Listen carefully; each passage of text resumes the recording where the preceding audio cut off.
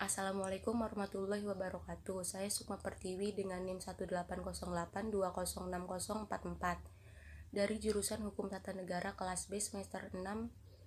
Video ini saya buat dalam rangka untuk memenuhi tugas ujian akhir semester mata kuliah Hukum Pajak dan Keuangan Negara. Di sini saya akan menjelaskan tentang subbidang kekayaan negara yang dipisahkan. Berkaitan dengan kebijakan dan pelaksanaan kegiatan di sektor BUMN atau BUMD yang orientasinya mencari keuntungan atau profit. Kekayaan negara yang dipisahkan.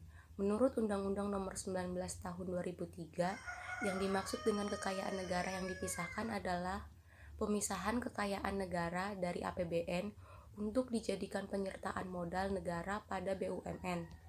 Untuk pembinaan dan pengelolaannya tidak lagi didasarkan pada sistem APBN, namun pembinaan dan pengelolaannya didasarkan pada prinsip-prinsip perusahaan yang sehat. Modal BUMN. Sangat jelas bahwa modal BUMN itu berasal dari kekayaan negara yang dipisahkan. Bentuk aset yang dimiliki BUMN berasal dari penyertaan modal negara yang berasal dari APBN dan merupakan kekayaan negara yang dipisahkan. Aset BUMN tersebut berasal dari investasi jangka panjang pemerintah untuk memperoleh manfaat ekonomi, sosial, dan atau manfaat lainnya.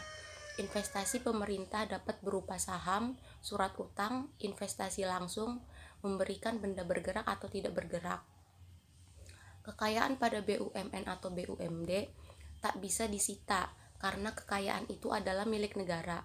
Hal ini disebabkan negara yang menanamkan modal berasal dari APBN atau APBD kepada BUMN atau BUMD sesuai dengan ketentuan pasal 50 Undang-Undang Perbendaharaan Negara dan juga merujuk kepada pasal 1 angka 10 dan 11 Undang-Undang Perbendaharaan Negara yang berbunyi, barang milik negara atau daerah adalah semua barang yang dibeli atau diperoleh atas beban APBN atau APBD atau berasal dari perolehan lain yang sah.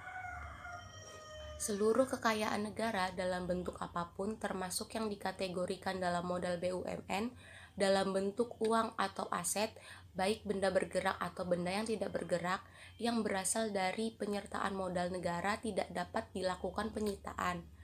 Hal ini sesuai dengan pasal 50 Undang-Undang Nomor 1 Tahun 2004 tentang Perbendaharaan Negara. Implikasi pemisahan kekayaan negara. Yang pertama, negara sebagai salah satu pemegang saham tidak menanggung hutang BUMN. Yang kedua, negara melalui lembaga publik pada segi pemeriksaan tidak berhak melakukan pemeriksaan BUMN hingga meliputi kekayaan.